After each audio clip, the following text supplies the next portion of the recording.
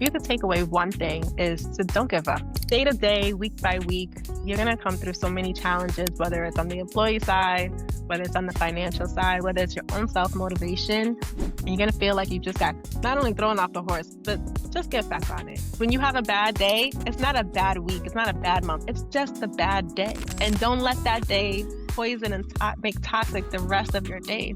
If it's just that one blip, it's okay. You will be okay. Everything will be fine.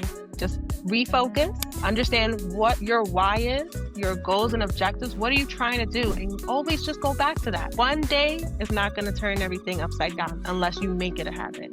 So just stay positive, fall off the horse, get right back on it, and you try again the next day. Welcome to the Cleaning Journey podcast, where we talk about the real stories behind building cleaning businesses that actually work. I'm your host, Misa. I started my business back in 2018 from scratch, and I built it into a 7-figure cleaning company. Now I sit down with other cleaning business owners to share their wins, their losses, their struggles, and their experiences that have helped them grow. Whether you're just getting started or you're already scaling, this is your place to learn, get inspired, and also level up your business and life. Let's jump in.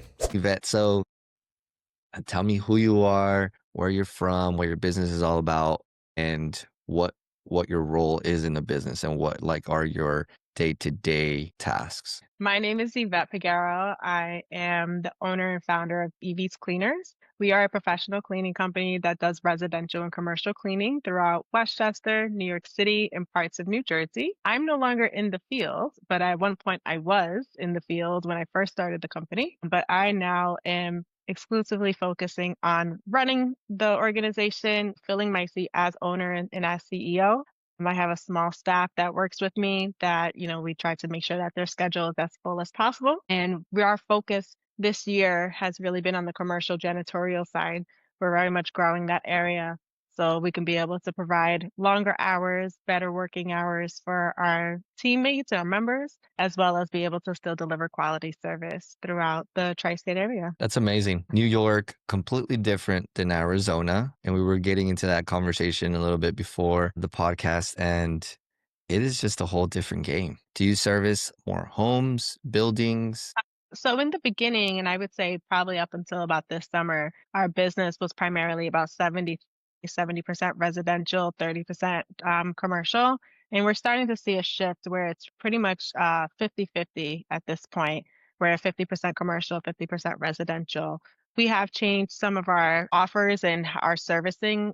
So we used to have a couple different tiers of plans that we offered on the residential. We've narrowed that down so we can be able to really zone in on certain style of cleaning and be really great at that while being able to allow for more flexibility and grow on the commercial side. What service do you prefer? I prefer like a deep clean, like a proper deep clean, where we're in there for, a day's worth of work or almost a day's worth of work, and we're turning this place around. Most of the time, most people, you get a little blind to dirt sometimes, and you're like, oh, you're cleaning the same areas. And, when we go in and we see the client and we get these results that, wow, like they wiped down the walls, everything is so white and clean. And, they took their time, and, you can be able to charge appropriately for, those type of services. I do like that a lot.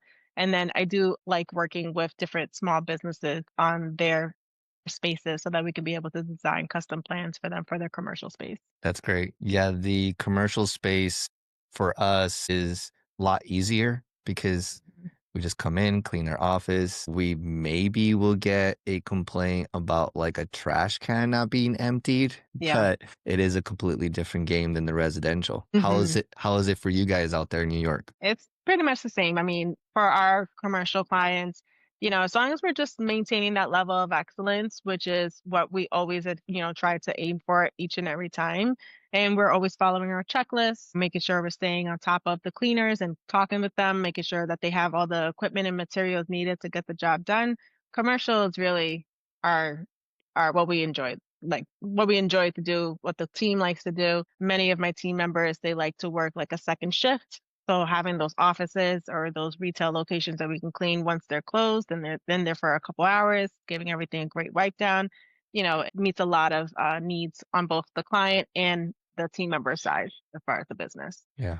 Do you guys clean buildings, and I know I'm sure there's a name for it, but like where it's like the 15th story, the 20-story high, maybe like condos. Do you guys do those out there? Are you talking about like facilities, like residential facilities, Um, or are you I talking about guess commercial facilities? I guess for both, I'm Okay. not too familiar with. I just So know that here New we York have a has lot a of lot of big executive buildings. offices where, especially like in the city and outside the city in Westchester and Long Island, we get a lot of executive offices that have like six, seven levels, and they're all just offices, different building, different companies. They might be the same company occupying a couple floors. It just really depends on the area and the building. So we have a lot of like offices where we'll do, individual companies like that. And then we do a lot in the work share space. So we actually do a lot of, cleanings in those type of facilities. And it's just throughout, the tri-state area. We have a couple of different clients like that. Okay. Yeah, I need to get up to speed with the layout of New York because I just, since a kid watching, Home Alone, and I just saw I just think of New York as, Times Square. Like Times Square is New York, right? That's very common. That's a lot of people all throughout the world. They forget to recognize that New York is an entire state, and New York City is a small sliver. It's only 13 miles long, actually. But they forget that there's a beautiful state actually right above it. I personally live right outside of New York City. I live like only 20, 30 minutes outside of the Bronx. I live in Westchester County, and I'm particularly in southern Westchester. So it's very easy for me to access the Manhattan area and the different boroughs. But then, north of where I am, I mean, it is like it gets country, it gets farmland up there. We have some amazing vineyards upstate. We have amazing farmland upstate. Then, I mean, if you really go upstate and go out west, you can border some parts of Canada, see Niagara Falls. We offer a lot in the state of New York, but everybody's always zoned into just Manhattan. I'm one of them. That's I'm one it's of them. you and everybody else. So what got you into the cleaning industry? There's hundreds and thousands of businesses that we could have got into. Like why cleaning? So when I was in corporate America, I used to hire cleaning companies to come and clean my house, when I was working, and it was both from when I was working in the office and remote work. I would have somebody come. And then I was working as a recruiter, an in-house recruiter for, a large publicly traded company. And on a random Wednesday, they decided to do a massive layoff. And I was one of those people. It was like almost 60 to 100 people that were laid off. I took a couple weeks off and just saying, okay, I need to get back to work. And it popped in my head. I said, I'm going to start a cleaning company. I'm going to utilize the skills I have as far as, finding business, onboarding people, training people, putting them to work. And we're going to, figure out the need that a lot of people need cleaning services and get them going that way. And that's how we started. And did you have any experience in business when you did that? In business, as far as an entrepreneur, no, technically, but I did have like account executive sales experience from corporate America. So I was able to use those skills in saying, like, I know how to talk to people, I know how to create meetings, I know how to build the relationships, I know how to find the problem, I know how to sell back to the problem. And I also know how to recruit. And, it's just about taking those two worlds and putting it into an organization like cleaning. Everybody needs cleaning at some point of their life, whether it's for their home, their business, their apartment, whatever the case may be. And, whether it's for themselves, their elderly parents, somebody. And here we are. I married the two. And you married a two, which is a great skill to have, knowing how to recruit. And you've learned a process of how to find those right people. Like, how do you know if someone's like the right fit versus someone who will like not last? It's about asking qualifying questions, the right qualifying questions, not just, do you have experience cleaning? That's a closed-ended question. So asking open-ended questions, qualifying questions, really making sure you're having a conversation with them. Don't just read a script. Talk to them. We're people. We're in the people industry. So you got to talk to the people that are going to be working for you. Make sure that they're the right people that fit your culture, fit your team. How my business operates may not be how somebody else's business operates, and that's a-okay. So what I need to do is making sure that who I'm training as far as my back office staff and my recruitment, they understand who we're looking for that's going to fit our culture, that understands our goals and objectives that we're trying to hit as an organization, and who can be able to actually help us execute on those goals and objectives so we can be able to grow the company. And we make sure that they understand that we always deliver excellence. As long as we're delivering excellence, it provides more opportunities because the minute we stop delivering excellence, opportunities are going to be taken away and then I cannot be able to employ, right? So we need to always be making sure that we're delivering back the same message or we're finding our why. We understand the employees' why, telling back to them on that, making sure they understand why they're coming to work every single day, why they're doing this hard work. Cleaning's not easy. It's not a luxury job, guys. It's not an office job. An office job is, in a sense, a luxury job, so this is not that.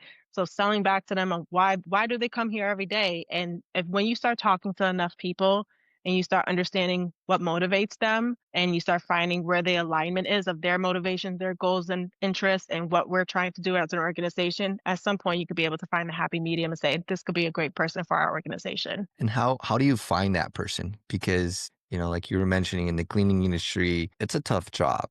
It's a labor intensive job. It's Mm-hmm. it's a specific human being. Mm-hmm. Many people can say, I enjoy cleaning, I love cleaning, but it's not like just doing stuff around your house. This Right. is on a professional level. So, Exactly. like, how do you find that person and like what are the things that you look for? So how we find that person on a technical professional basis, we have an ATS, an applicant tracking system. So we are constantly putting up job forms and job on the job different job boards, excuse me. And I have an in-house recruiter that works for us that's, constantly going through the different resumes and qualifying, disqualifying right candidates. And we're looking at different things. Sometimes some people don't write the best resume. So we're not just automatically writing those people off. We're really taking a look to see where can we be able to puzzle piece this and say, their background might be a fit here, right?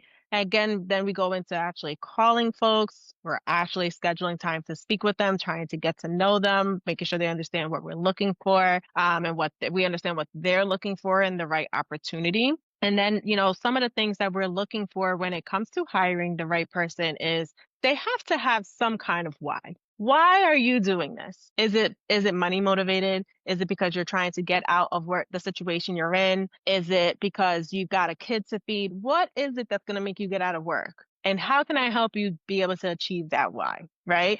There's many times we speak to folks and they're just like, yeah, I just, came here from wherever. I just need any kind of money, but I've never done cleaning. That's probably not our ideal person. But if you speak to somebody and they're like, okay, I have done some kind of cleaning. I tried to do something else, but I feel like cleaning is probably my best, skill set. I was really detail oriented. I like to see things change. I like to see the transformation. I want to know that person a little bit more. I want to know what you're thinking. What are you seeing that makes us say, okay, this person could be able to see the dirt, can be able to see the problem and say, hey, I know in order to make this great and to deliver excellence, let's figure out a way to make this better here on this area. For sure. It does take someone wanting to make a difference in someone's life, not just a cleaning, right? Anybody can Yeah. clean, but when you go in there and you really give it your all and you want to provide that experience of wanting to help someone else, it really Hmm. creates a bigger purpose. And it only takes a little bit of care. Like I don't want to make it seem like this is their only care in the world. We're people. These are people. So they have their kids, they have their spouse, they have their house, they're trying to make ends meet. But just a little bit of care in any job allows you to be able to still come out ahead versus the person that's just there just for a check.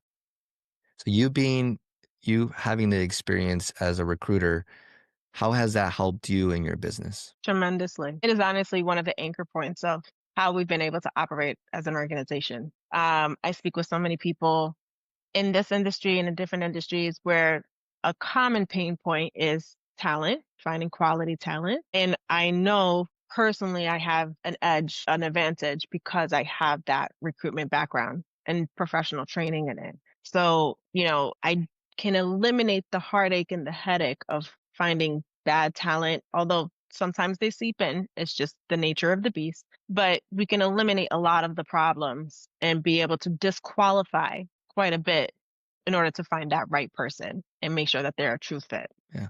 Give us some of those disqualifying questions. For a lot of us, myself, we weren't in a space of knowing how to hire people. We just had to figure it out. And it's very disappointing. I've been disappointed many times when you Hmm. find that when you think you find that right person and you get your hopes up and you're like, this person's going to be great. This person's going to be fantastic. And then And then they they don't don't show show up the up. day too, They don't show up. right? And when we like work on finding the right questions, the right process, what am I doing Yeah. wrong? And I think that that can be one of the biggest, what would you say, like motivators as an entrepreneur is the fact that people let you down. So you having that experience, like what would you share to those that don't have the experience? What kind of qualified questions can they ask and what should they look for? I would say, even with my experience, I have still experienced that. So I want anybody to hear this to know you can have all the questions, all the right answers, or whatever, but you're still at some point in your journey of entrepreneurship and being an employer. This scenario that Misael just explained is still going to happen at some point, right? But what we try to do is we're looking at wants and needs of that employee and how they can fit here, right? It's about a marriage. It's about dating in a sense, right? We have to make sure that the two are in alignment. So some of the things that we look for that we disqualify folks on is how they answer the phone, believe it or not. How are they responding back to us when it comes to, communication with the recruiter? I can't tell you the amount of times where people respond back with an attitude to the recruiter. You think I'm going to put you in the field in front of my client? No way. You can't even respect and have respect for the people in the back end that's going to pay you. No way. I can't tell you the amount of times that we've disqualified folks that when we're asking qualifying open-ended questions, we kind of catch them in the conversation of things not making sense. So we'll ask them something simple like, you know, what is your means of transportation? Oh, I have a car. Okay, are you able to provide, proof of insurance? Well, I don't really have a car. I have somebody that drives me. Okay, well, which is it?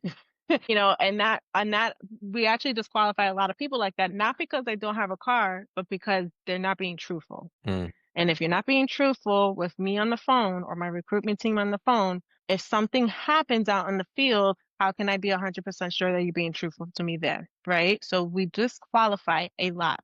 And it goes back to what we were saying before. You hire slow, you fire fast, but that is what you have to be able to be okay with in this type of industry. Some of the things we look for when we are excited about a person is their consistency in what they're saying. They can be able to even be like, I have proof of this. I'll give you a reference. I have two or three people that can, vouch for what I'm saying. When we're asking them open-ended questions, and open-ended questions are the 5 W's, right? Who, what, when, how, why. And don't forget about the tell me more, describe to me. Those are the probing questions. When you're asking these type of questions and they're actually able to explain themselves in whatever language it is, that builds up credibility. And those are the people that we want to then move along with the interview process to say, okay, let's have a Zoom call. Come into the office. Let's talk about making sure that this is the right fit for you. love that. It is such a big topic, hiring. I believe that there would be so many successful cleaning business owners out there if we can just find the right people. And the cleaning industry is just very unique because it requires a lot more effort and there's just a lot of it to it. I'm interested in knowing like your onboarding process. So now that you are bringing them in and you have that conversation with them, like take us from the beginning to the end, like from the interview to now them being out into the field. Yeah. So first and foremost, you're having a conversation with the recruitment team. You're having probably multiple conversations with them. And even if they're really excited about you, they probably even scheduled a Zoom call with you or a Google Meet call with you before they introduce you to me. And then the second point of the interview is you are having a conversation with me. Usually it's a phone conversation at first, and then we're locking down an interview time, whether that's virtual or in person. And then if all goes well within that conversation, the in person or virtual call, then we're doing a working interview. So we onboard you, we put you into the books and everything, but we make it very clear it is a working interview. We need to see how you do. We need to make sure that we're have certain things that are in alignment of what we're looking for. We need to be able to see if we give you direction, how well you can follow those directions. So you are teamed up with somebody, usually one of our team leads or one of the other cleaners that's been here for a while. We put you on a site, whether it's residential or commercial, give you a full list of instructions of what we want done, and then we see what you can be able to do. So before we go into all this training, I want to know what you can actually do because there's a lot of times where people come in and they have a lot of experience. And then there has been times where people have been made it through onto the working interview and they're just standing there. And I'm like, this is why we have the working interview. I need to know what you can be able to do before I fully put you onto a full week schedule.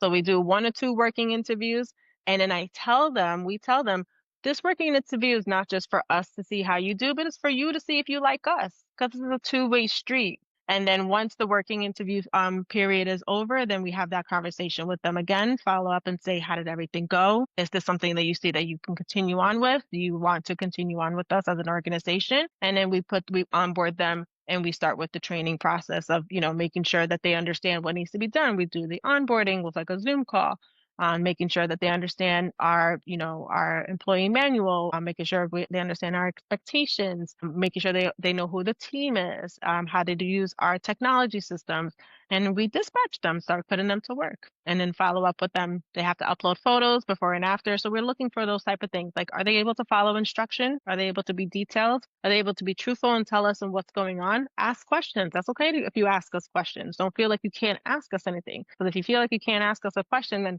I don't know what's happening over there. I can't help you. I can only help you as much as I know how to help you, right? So it's about encouraging and letting the employee know we are a resource for you and we can be here for you. But as long as you're following within our guidelines so that it could be as successful as possible. Yeah, it's a very important process to be Mhm. able to find that right person by having the right system to make things happen. You were mentioning that you really like the SOPs. This is something that you're passionate about. Why do you think they are so critical in the cleaning business? Hey, real quick, before we dive back in, if you're a cleaning business owner stuck in the day-to-day, doing the cleaning, handling the calls, and working crazy hours, I want you to know that there's a better way. I help cleaning business owners just like you build systems, hire right, and understand their numbers. If that sounds like what you need, go to the link in the description and book a free strategy call with me. Don't keep doing it alone. Let's build something better together. You have something to default back to. It's the only way you can keep people accountable. And in this type of industry, in any type of industry, really, but it's specifically in this industry because there's so many variables, right? You can go into somebody's home or business. And my favorite sentence is when you're speaking to a customer and they're like, it's not that bad. Because in the back of your mind, it's probably really terrible. But you have to go with what they told you and you have to advise your team, be prepared for X, Y, Z, because you just never know. And the only way you can hold people accountable, the only way you can drive consistency is with a strong SOP. So let's bring that up into the hiring and Hmm. the training. Because again, if we have great cleaners, we will have a successful business. I don't think it's hard to get leads. I think the leads are the easiest thing. It's the finding the right people to complete the jobs. So can you walk us through how you create or refined an SOP? As simple as creating a Word document or a Google Doc. And really, that's why I personally liked being in the field in the very beginning because you cannot tell me I don't know what you go through. You cannot tell me I haven't cleaned this, so I don't know. Yes, I did.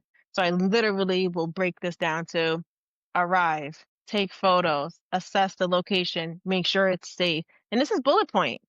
You can make it as a checklist. That's okay. Whatever works for your organization and take before photos, upload them into our CRM, let us know if there's anything strange or dangerous potentially happening. Always put on nylon gloves. Always take out your equipment, make sure you're ready to go, keep your equipment nice and neat and safe, or from the front and go to the back, high low, left right, and you can just kind of start breaking that down into that document. You can create like a shared file that you're okay with sharing with those cleaners. You can basically created as like chapters or like little booklets within those share files of how to check in, how to clock in, how to clock out, how to upload photos, whatever that SOP needs to be. And the reality is SOPs are created based on whatever problem kind of comes up, especially in the beginning, right? Because in the beginning, you don't know what the problems are. You're just like, you need a cleaning? I'll send a person. Great. Until you run into the first couple problems, you're like, how do we fix this? An SOP. The standard Yeah. operating procedure is how you fix it. And you realize we need to have some kind of governance to make sure that we can provide consistency and everybody knows exactly what needs to be happening because just like any organization, doesn't have to be cleaning. If an employee is not delivering on their expectations, then you then have to go into those tough decision-making mode as the boss. And one of the things you don't want is for them to be like, you never told me. You don't have anything in writing to say this. Well, yes, I do. And that stands up in courts, right? And that stands up on your side. And I'm not saying that it automatically eliminates you from any problems because you have to make sure that if you're whatever you're doing it justly and fairly, and you're hopefully giving people notice. At least here in New York, we have, at will. We're an at will employer. You're an at will employee, but you want to be a good employer and you want to be a good employee and let people know, hey, this isn't working out because of XYZ. We've had this conversation this amount of times. This is our SOP. We've had, you go have something to refer back to, but sometimes it can feel like if you don't have those documents in place, like you might be making things up and you can actually find yourself in a little bit of a sticky situation at times with that. So it's about protecting you, about protecting your business. It's about protecting your employee and making sure there's clear, consistent communication across all boards. That's why I love a good SOP. Perfectly said. And also too, so that you can scale. You need Right? it to scale. You can't be Yeah, free handing, free throwing things, into the air and seeing what catches, and that's how you're gonna scale. What do you know worked and what do you know that didn't work? exactly. You pretty much have a job if you are running things without a system and you have 15, 20 employees. You'll have a job because then you're micromanaging people. You're the one that's answering questions, and it's not possible. It's really Mhm. not. I mean, you can get away with it with two, three people, but And maybe for the first year or two, you'll get burnt out very quickly after that. 1000%. The Mhm. most important thing, create a system, make it as simple as possible, train people to follow it, keep them accountable, and then go from there. So, Yep. what if there's some people saying, well, Yvette, like I have, these things set up and I try to train my people and they're just not listening. What would you say to someone? Remove yourself and hire a manager. Honestly, you're probably not a good trainer. That's the honest fact. We can't do it all, right? We come in as the owner, as the founder of a company. You're like, okay, for the first couple of years, whether it's financially or you're just trying to learn, you're like, I'm going to do it all. You cannot. And the reality is, if you are constantly bringing on people and I'm going to use this word, but if they're constantly failing, you might not be that right person for that job. What you may need to do is now stop bottlenecking your business and hire a team lead or promote one of your cleaners to be that team lead where you're now working with that person one to one. They might have a better communication style than you or a better flow when it comes to training and communicating with larger groups of people. So Yvette, there's probably someone saying, "Well, I've put a process in place, and my employees are just not following it to the T. They're not doing what I'm asking them to do." What would you tell someone like that is having those issues? Like, how can they find themselves in a position where they can keep their people accountable and they can be following these processes? If you're having an issue where you cannot keep people following process, that means you need a manager and you need to remove yourself from it. You're probably not good at that job, at that particular skill set, which is a-okay, right? When we start businesses, when we try to do different things, especially in the very beginning, you wear all the hats. But at a certain point, as you try to grow your business, you will bottleneck your own business. And this could be one of the areas that you actually bottleneck yourself in. So what you need to do is now start delegating, right? Find the person that does the best cleans or find that person that, is able to follow instruction really well. Train them. Have that relationship where you could train them so that then they can spread the message with the other team members. But if you're constantly trying to chase and put out fires and you're like, how come nobody's understanding me? It could actually be that your communication sucks. I'm sorry. It's not our job as the business owner to be trainers. We're creatives. We're constantly thinking about different ways to grow and scale the business. But what it is our job is to put the right people in place because I don't need to be the smartest person in the room. I need to hire people that are smarter than me. And I need to hire people that understand what I'm saying. It doesn't have to be 20 people. It could be one or two, and then they deliver the message. And then I can be able to just work with that one or two persons, and then they deal with the other people. And that way you can be able to go back to focusing on growing the business. So I feel like a lot of times we stop ourselves from being able to grow, and we're our own worst enemy. And a big portion of that is when you're trying to do all the hiring, when you're trying to do all the training, a lot of times we did not grow up training people, coaching people. That's a specific skill set, especially if you started a business. You're a creative. You are somebody that's constantly thinking about the next big thing, about the next thing you have to do. Not to mention, you have to worry about the stuff that's happening here, like paying quarterly taxes and annual taxes and making sure there's payroll.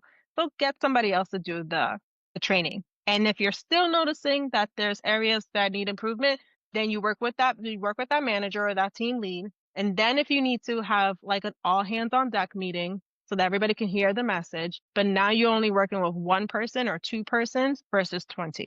And your message will get delivered a lot better that way. Perfectly said. I'm with you 1000%. Now, what about that person that says, I don't have time to build SOPs. I'm out here cleaning, I'm out here training, I am doing payroll, sending invoices, handling calls. I just don't have time, Yvette. What would you say to that person? I was that person. I'm guilty of that too, especially that first year, because you're trying to get this launched, right? You're trying to make some money. You've got bills to pay. You might have one or two people there. And even those one or two people, you got to hit payroll. You're trying to pay yourself. You're trying to chase every lead. But again, going back to what I was saying before, at a certain point, you're either going to burn yourself out or you're going to realize I'm actually bottlenecking my own self. And I experienced both where I was getting burnt out. I was starting to be like, I don't want to do this. This isn't what I signed up for. And I realized in order to truly scale, I needed to get out of cleaning.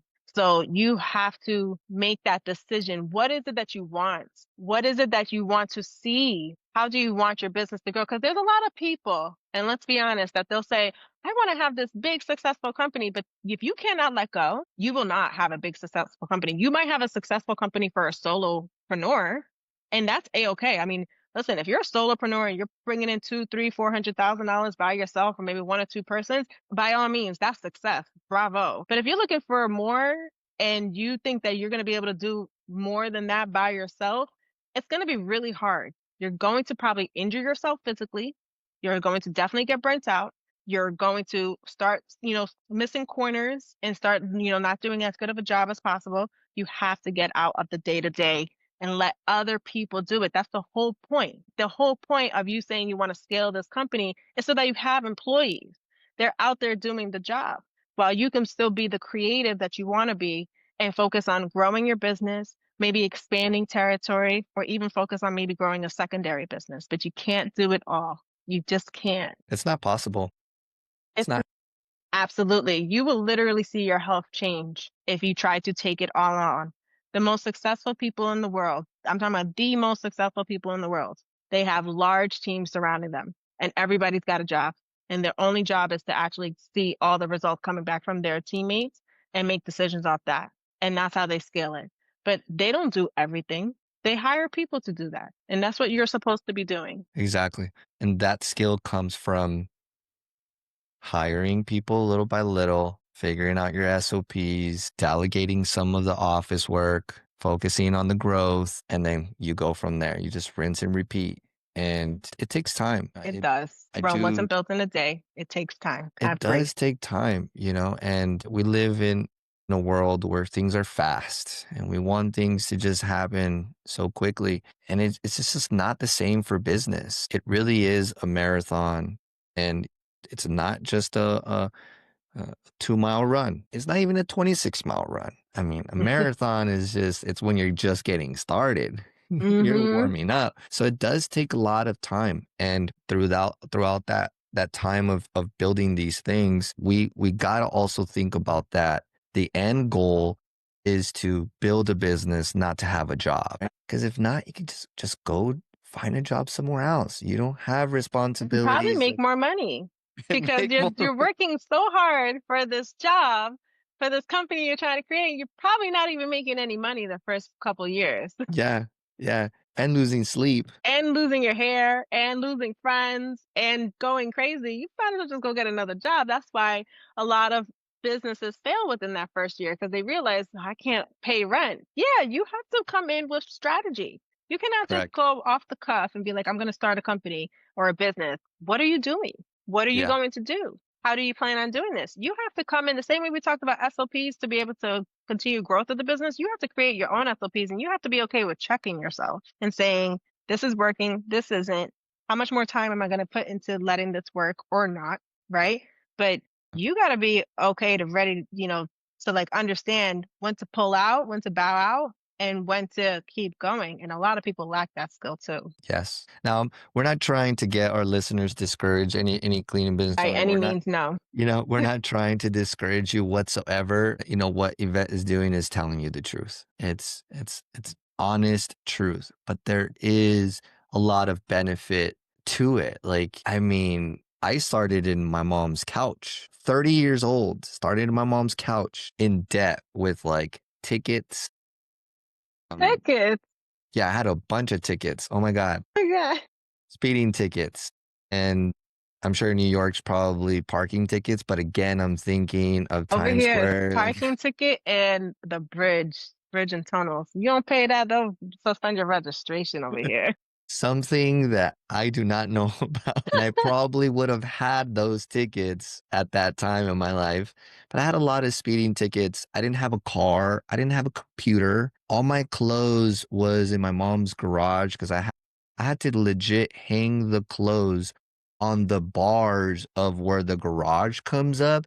I had to hang my clothes there because I didn't have a drawer. I share this because I started with nothing when I started my cleaning business. And looking back now, 7 years in the business now, like I would have not seen what I could have done, in those 7 years. I just wouldn't have. How I'm living now is fun. At that time it was fun. I was building a business working 18-hour days, but now seeing what I've created and the work that I've put in, I've changed the projection, I would say, of our family line, I guess. Like, I don't know. Hmm. What we were Like given. that generational wealth that you're really ex- working towards. exactly, the generation wealth. Like, we've changed it, and it really came from a lot of work, getting up every day, just doing it, building systems like what we're talking about, getting to know people and building my communication skills and my leadership skills. So it does take a lot of practice knowing how to communicate and being a leader. I'm Hmm. interested. Yes, it does. It does take a lot of time. It takes a lot of failure. When you fail more, it's actually better for you. Absolutely. You just get to think things a lot different. You get to see things in a whole different perspective. So, Perspective. Yeah. so how would you describe your leadership style? My leadership style is definitely, I would say, if you haven't caught it so far, I'm pretty direct, but not direct to be mean. Direct, like, no fluff. I'm not trying to waste anybody's time. I'm not trying to beat around the bush. I'm going to tell you as it is, but I'm not going to be mean about it. I'm not going to come to you and be cursing you or anything like that. We're having a conversation. In the end of the day, I employ you, and I say this to everybody that I employ. We are adults. I hired a grown up. So when I tell you the good, I'm also going to tell you the bad, but it's not because I'm trying to belittle you by any ways. If you don't know what you don't know, you don't know what to improve on, right? If we're constantly having the same issue and I don't tell you, you don't know what to improve on. If I'm not giving you the right praise, you don't know what you're doing well, right? But I'm a little bit more of a straight shooter. I'm also a realist. So I'm a mom, I'm a wife. I have a teenager. So I've been through the whole situation of having little kids and all of a sudden somebody's throwing up on you and you've had a boss that wasn't understanding or didn't care. They still wanted you into the office at 9 a.m. and your kid's got 102 fever. I was that mom. I had that experience. So I'm a realist. Stuff happens. And sometimes we need to be able to pivot, but that's our job as the organization to be able to have that backup because people are people. Hiring people, I'm not hiring machines. Everybody loves to say that AI is taking over jobs. AI is not scrubbing your toilet. AI is not taking out the trash. So I have to treat my people with respect and dignity. And I do that by being a straight shooter with them. and I want to see certain things. You want to see certain things. I want to know what it is. Tell me what it is. Don't fluff it, and it will get to it together. Exactly. I mean, being a straight shooter is, I think it's a must as a business Hmm. owner, right? Because then people would just step all over you if you're too kind, too nice all the time, and like you don't want to hurt their feelings. And no, like tell it how it is. Like we don't live in a world that's fair, and we are responsible as leaders to tell them the truth, tell them what it is. I think a lot of people hold on to employees because they don't want to fire them, because they don't want to be mean to them. They think it's something where it's like, well, I'm going to take money off of their table or so on and so forth, whatever it is. But like, it's a disservice, I think, if you keep someone, Everybody. yeah, if you keep someone that's not a good fit for your business, you're actually giving them a disservice also to yourself, but to them because they can be working somewhere else where they will actually enjoy working. If it's not with you, then that's where you have to really be able to be a straight shooter Exactly. and tell them how it is. It really stops you from growing and it stops them from growing as well, too. So, what's been like the most challenging part of leading a team as you've grown? This episode is sponsored by Jobber, a CRM I personally use to scale and grow my cleaning business. If you're tired of juggling spreadsheets, messages, and reminders, Jobber helps you organize it all in one place. You can quote jobs, schedule your team, invoice clients, and even get paid, all from your phone or your laptop. It's not just software, it's what allows me and my team to stay efficient and organized every single day. So if you're ready to get your business looking and running like a pro, check out Jobber by using the link in the description down below. Trust me, it would change the way you do business. In the very beginning, and again, I go back to raising my hand, I was guilty of this, letting go, letting go of responsibilities, delegating. That was really hard in the beginning because, and I'm going to say this sentence, and every business owner is going to be like, yeah, but obviously it's because you feel like nobody could do it as good as you. But that's not true. And to be honest, that's your own disservice.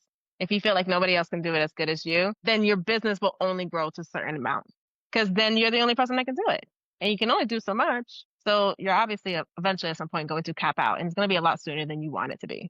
So I think that was probably my biggest disservice. Now, as I'm out of the field, probably something that I struggle with, and that's a big disservice now, as we have our SOPs in regards to following up with customers and making sure we're, understanding, making sure they're happy and things like that. But because I'm constantly out and about at different networking events and different, chamber events and stuff like that, sometimes I feel like I can lose a little bit of touch with our actual clientele because I'm so focused on getting the next client. So sometimes I feel like that could be a little bit of disservice because I feel like I'm constantly at times trying to play catch up, like, well, what's happening right now that's actually happening versus what I'm chasing. I know in the long run it's not a disservice because that's the only way to grow. We have to constantly be finding the next person, the next business, and be able to know how to service them. But when you're in it and you're going through it and you're in the mud of it, it can feel like, am I juggling everything up correctly?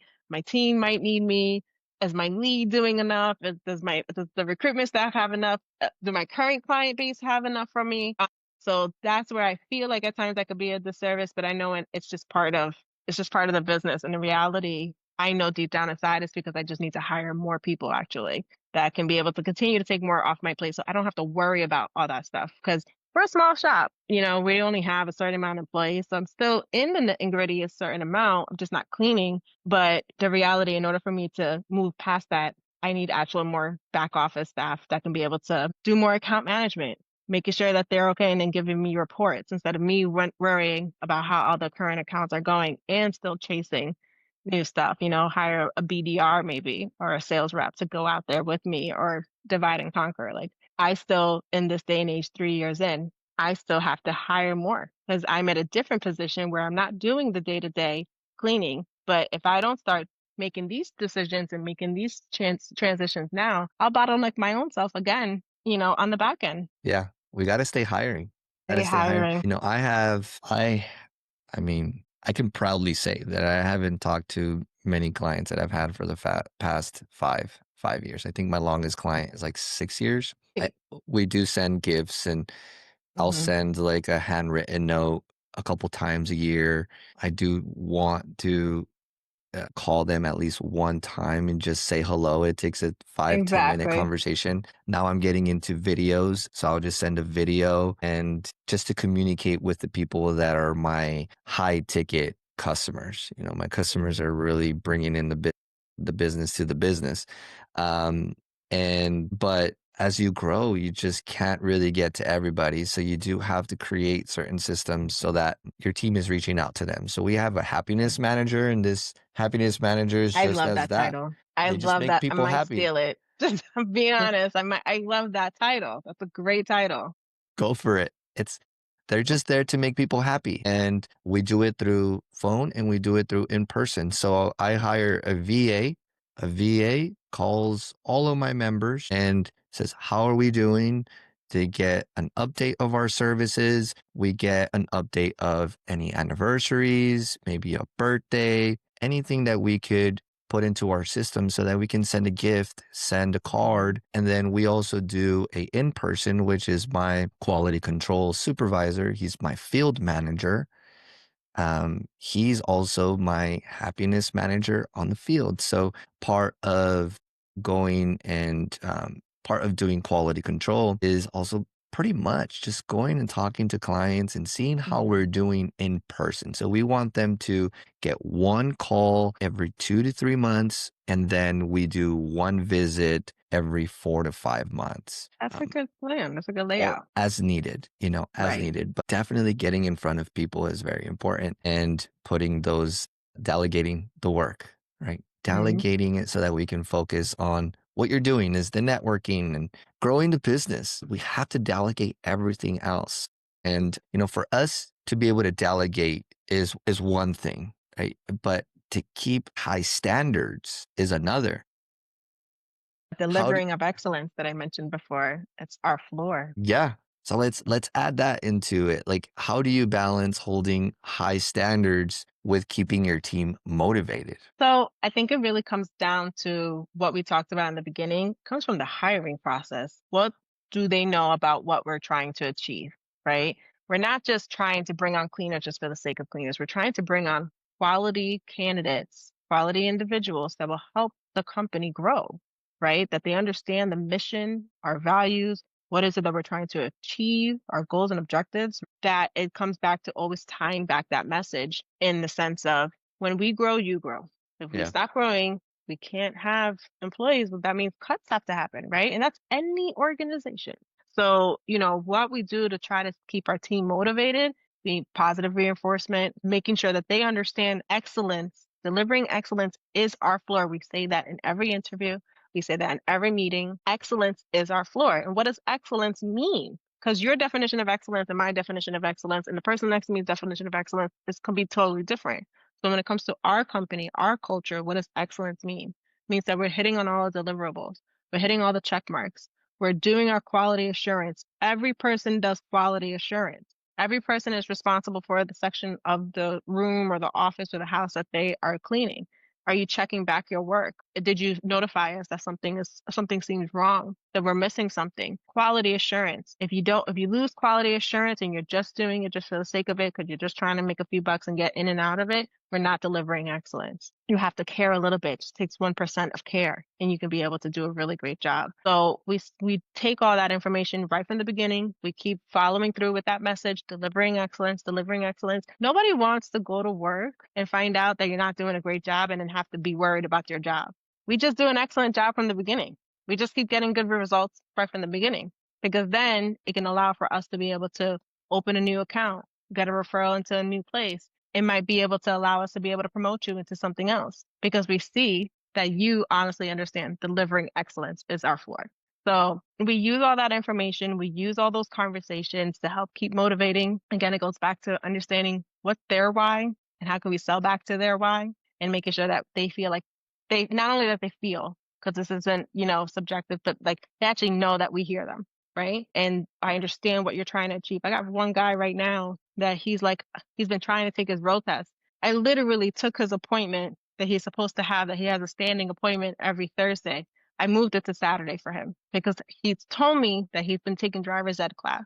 and that he needs to take his road test. Let's move that appointment. You can still get to it. But in order for you to hit your next goal, you need to take that driver's test, right? So it's about letting them know, we hear you, we see you, you're a person, you're people. Let's work together. And that's how we keep trying to making sure that we're delivering the same message is, comes right from the very beginning and continuing it throughout their entire career. It's be fun working for you. Seems like you're a Thanks. great, a good leader. You're kind, you're humble, and you really care for your people. I mean, Thank you you. can just tell. And So kind. you being in the recruiting industry and being able to, I mean, you've met so many people, so you've heard so many things, right? Mhm. And the only way to really communicate, I think, is when you listen and you understand and you really care about that person and you want the best for them,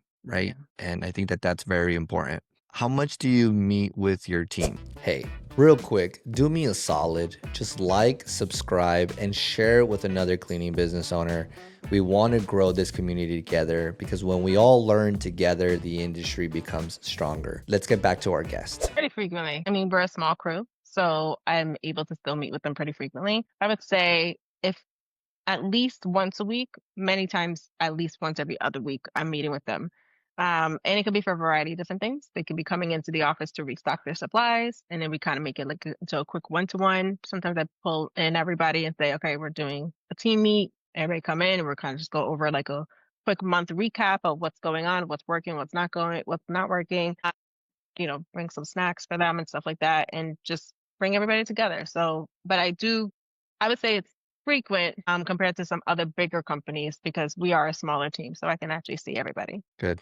Yeah, that constant, I would say, presence is Hmm. good. As you get bigger, you want to make it to where, like for us, we do a meeting once a month. We meet as a team. We do breakfast together in the morning, breakfast, talk about the month, how everything went.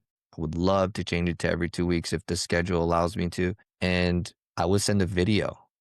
Hmm. We have a group chat. I'll send a video. Hey guys, let's have a fantastic day. Happy birthday to so and so, and just send That's it out. nice. It takes me 20 seconds. Yeah. And And they that type, appreciate that so much because honestly, I do the text message. I don't do a video. I like that idea though, where you're saying like sending them a video so they can see it. But we just wrapped up this huge project, and if we like stopped all other appointments for 2 weeks because we actually got a chance to do over 30 units in between four buildings here in the tri-state area, all men on deck, right? And when at the end of that 2 weeks, everybody for 2 weeks straight had 3 or 4 units they had to clean in order to get on to meet the deadline of this project. And I just was like, I just sent everybody like this really nice, not too long, but a nice thorough message, just expressing my gratitude. It's true gratitude. I understand I'm paying them to do it, but they don't have to work for me. They could work for anybody. yeah, I'm really grateful that they came up, they showed up, they did what they had to do, they all understood the assignment, and they killed it. And you got to let people know when they're absolutely killing it and thank them for that. they appreciate it. They will work Mhm. harder for you because they Mhm. now have a purpose. They have an environment that they enjoy. If the culture's good, if they enjoy where they work, like they're going to truly give you their best. And it really takes effort, small effort, really, from leaders to appreciate them and recognize them. So yeah, I would really suggest to say, hey, go from text to video. I Text like to that video, idea. because a text, people can read it however they want, right? Like you can read a text and you can be like, is she mad? Is she like, is she Very okay? But if you send a video, you can really appreciate the team and they can hear you and they can see you. And the whole point is what we're trying to build as leaders is the trust. We want them to trust us. So when we recognize them, because I've noticed that there's the thank yous are different from my field manager to me. When I say thank you and I appreciate everything you do, they're going to take it different. And by doing that video, it really does enhance their excitement, I would say, from working with us. I like That that would be, idea, and I think that was well yeah. said. Thank you. And it doesn't need to be every day. It's projects like that. Yeah. quick little video. I do a video once every 2 weeks, once every 3 weeks, and just kind of send something, say happy birthday, say a thank you. Hey, we're about to end the month. We're at, you know, 40 reviews. Let's get to 50. Whoever gets a review this week, I'm going to give you a $10 gift card to Chick-fil-A or something. We have stuff And like that implemented as well. Yeah.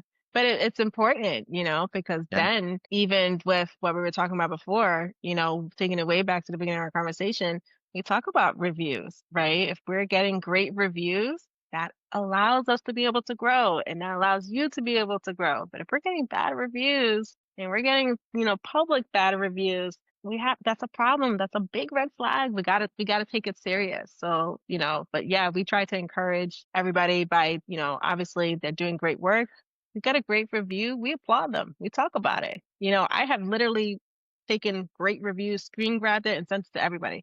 Do you see this? This is amazing, guys. And like everybody's like, yeah, big up, that's awesome. Like that's what you want. You want everybody cheering each other on. We're a team. I don't want to use the word family because when you talk about work and family, it could be a little toxic sometimes, depending on how that spins. But we are a team, and we got to treat it as that. exactly. It's the only way to scale is when a small team turns into a mid-sized team to a big team, and you just rinse and repeat. And we're uplifting and rooting each other on as we're growing, doing that too. Exactly. Hmm. Exactly. So Yvette, I have some rapid fire questions for you. So we're going to Okay. go through a round. I'm going to ask you a question. Just say whatever comes up in your mind. Okay. Hire for skill or hire for attitude? Hire for attitude. Best system every cleaning business owner should have. Best system is definitely obviously having an SOP, but having an open line of communication for your team or for anybody that could be able to reach out internally and ask for help, share good news, be open. You're working with people, treat them as people. Love it. One thing you never compromise on in leadership. Bad attitude and extreme tardiness. Those are really good ones. The biggest time waster cleaning owners need to cut. Doing everything. But if we're going to narrow it down, is the first and foremost, get yourself out the field.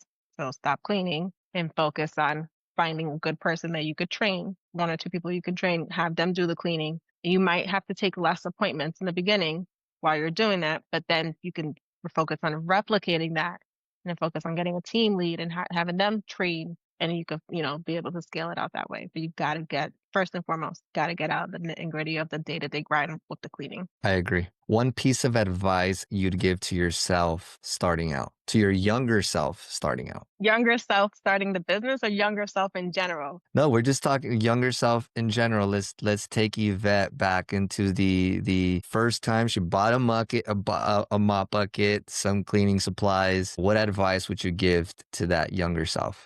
I would say the advice I would give to myself was have more boundaries with the business you take on. Don't say yes to everything. Mm, We cannot do everything and only say yes to the stuff you can truly execute on. fire. You've shared so much insight today, Yvette. It was such a great conversation. Thank Now, I you do for want to having ask me. you if listeners take away one lesson from your journey, what do you hope it is? If you could take away one thing is to don't give up. You can, day to day, week by week, you're going to come through so many challenges, whether it's on the employee side, whether it's on the financial side, whether it's your own self motivation, and you're gonna feel like you just got not only thrown off the horse, kicked so hard off the horse, but just get back on it. When you have a bad day, it's not a bad week, it's not a bad month, it's just a bad day. And don't let that day poison and make toxic the rest of your days. If it's just that one blip, it's okay. You will be okay. Everything will be fine. Just refocus, understand what your why is, your goals and objectives. What are you trying to do? And always just go back to that. One day is not going to turn everything upside down unless you make it a habit. So just stay positive, fall off the horse, get right back on it, and you try again the next day. That's it. Love it. I'll just add to that, be solution oriented when you are having that bad day. Cause like what you just said, Yvette, like it's fine, You will be fine. you'll be fine. Just get up the next day walk it out, scream it out, whatever you need to do, but get back into the zone as a business owner and find a solution because our team needs us, our family needs us, and You need yourself. we need You ourselves. cannot lose yourself in this. Because the minute you lose Exactly. yourself in this, it's like the airplane mode. You cannot help others until you help yourself. You have to put that mask on yourself. So that means you have to, whether it's prayer, meditation, journaling, look back at what went wrong, what you want to solve, how you can come up with a solution. Maybe that next day you won't come up with a solution, but if you keep focusing on how to be better and how to get back onto the bandwagon, back on that horse, that solution is going to come to you. Love it. Perfectly said. Thank you, Yvette. Where's the best place for people to connect with you and learn more? We are on all social media. Um, Instagram is Instagram, Facebook, TikTok, and our handle is at Evie's Cleaners all together. And we are also on YouTube. We're trying to grow a little bit more on that, but again, handle at Evie's Cleaners. And of course, you could always visit us directly on our website at eviescleaners.com. Awesome. Thank you so much, Yvette. I truly appreciate your time and your insight, and I wish you the best on your growth. Thank And you. yeah, we'll talk soon. Thank you so much. I appreciate you having me today. Thank you. If you got value out of this episode and you took some notes, that is fantastic. You're one step closer to success. Now, do me a favor and share it with another cleaning business owner so that we can all learn together. My goal is to bring real stories from real cleaning business owners so that we can grow this industry together. So if you'd like that, please like and share, and I would really appreciate it. And I'll see you on the next episode.